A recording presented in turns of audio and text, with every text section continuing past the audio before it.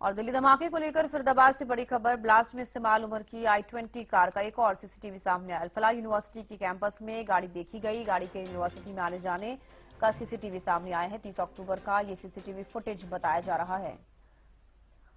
ये तस्वीर आप देखिए, ये अल-फलाह यूनिवर्सिटी का गेट है और यहाँ से ये i20 कार, जिसमें लाल किले के पास जिसमें ब्लास्ट हुआ, वही कार है और इसे अल-फलाह यूनिवर्सिटी के अंदर आते जाते देखा गया। सीसीटीवी इसका सामने आया है। 30 अक्टूबर का सीसीटीवी बताया जा रहा है। कहते हैं कि जो लोग आतंकवाद फैलाते हैं उनका कोई सगा नहीं होता, तो वो बात यहाँ पर चरितार्थ होती हुई नजर आ रही है। और हम इस समय फरीदाबाद की अल-फलाह यूनिवर्सिटी पर खड़े हैं, जो कि धौज रोड पर स्थित है। धौज से जो फतेहपुर तक का गांव जाता है, आप देख सकते हैं कि ये वही रोड है। और यहाँ ठीक इसी रोड पर ये तमाम जो दुकानें हैं यहाँ इसके सामने बनी हुई हैं। और ये पीछे की साइड अगर आप देखेंगे तो ये अल-फलाह यूनिवर्सिटी है। सबसे पहले बात करते हैं डॉक्टर मुजम्मिल की, जो कि सबसे पहले फरीदाबाद से जो गिरफ्तारी हुई थी वो डॉक्टर मुजम्मिल की हुई थी। J&K पुलिस और हरियाणा पुलिस के जॉइंट ऑपरेशन में उसको इसी यूनिवर्सिटी से गिरफ्तार किया गया था। इस मुजम्मिल की अगर बात करें तो ये यहाँ एक बराबर में ही एक मस्जिद है, वहाँ पर नमाज अदा करने के लिए जाता था। और वहाँ पर जो इमाम है वो इमाम यहीं का रहने वाला है, तो वो इमाम 10,000 रुपये महीने पर यहाँ जो स्टूडेंट होते हैं या टीचर थे उनको नमाज अदा कराता था। लेकिन सबसे बड़ी बात यह है कि डॉक्टर मुजम्मिल आतंकवादी था है। और मुजम्मिल ने उस न केवल जो इमाम था उसको भी नहीं बख्शा, उसको भी आतंकवाद का पाठ पढ़ा दिया।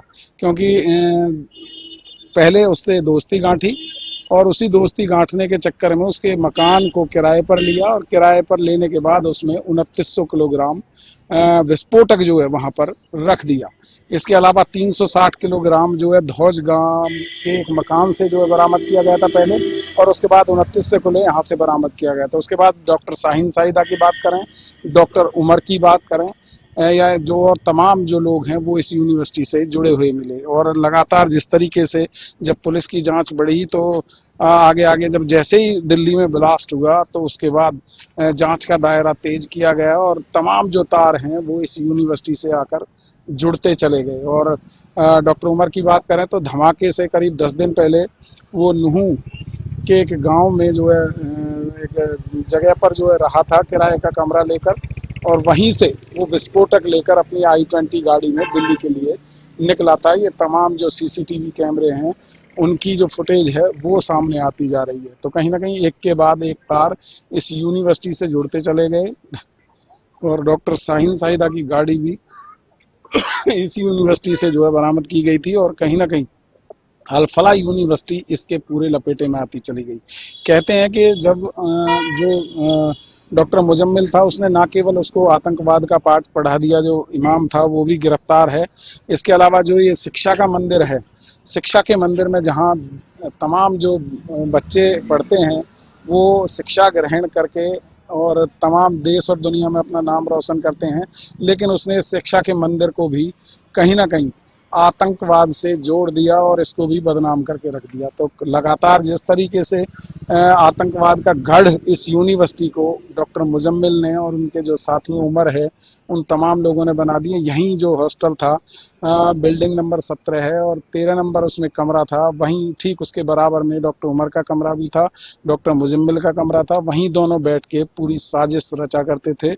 और उस साजिश जो साजिश इन्होंने रची थी उसका तमाम जो वाक्य है वो सामने आया और दिल्ली में बम धमाका किया गया, जहां पर कई लोगों की दर्दनाक मौत हुई। और उसके बाद जब 360 किलोग्राम जो यहाँ से विस्फोटक बरामद किया गया था उसको जांच के लिए नौगांव थाना में ले जाया गया पुलिस स्टेशन में, तो वहाँ जब जांच कर रहे थे तो वो भी जो है ब्लास्ट हो गया। और ब्लास्ट के दौरान वहाँ भी कई लोगों की दर्दनाक मौत हुई, उसमें कई अधिकारी शामिल हैं।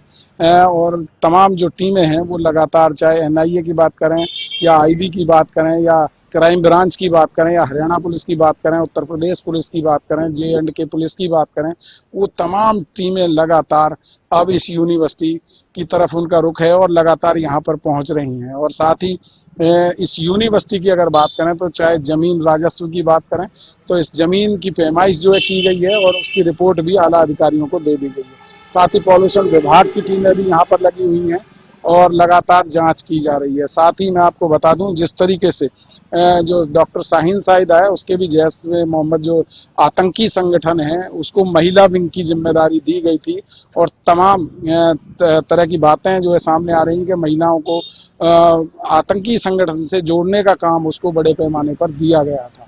एक तरह से कह सकते हैं कि फरीदाबाद के अंदर पूरा जाल इन लोगों ने अपना बिछाया हुआ था और उस जाल को अब तोड़ने में लगातार पुलिस की टीमें हैं या जांच एजेंसियां हैं वो अपना काम कर रही हैं।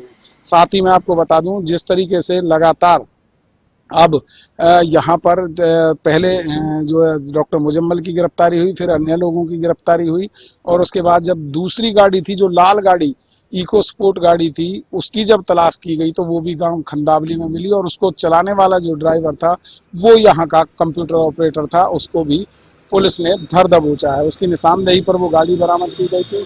साथ ही डॉक्टर मुजम्मल की निशानदेही पर यहाँ से तमाम जो विस्फोटक था वो बरामद किया गया था। हालांकि लगातार जो पुलिस की टीमें हैं वो काम करने में जुटी हुई हैं और अभी देखना ये होगा कि आगे आगे जैसे जैसे जांच का दायरा बढ़ेगा तो आगे क्या क्या खुलासे होंगे। फरीदाबाद से हरियाणा न्यूज के लिए राजेंद्र दैया।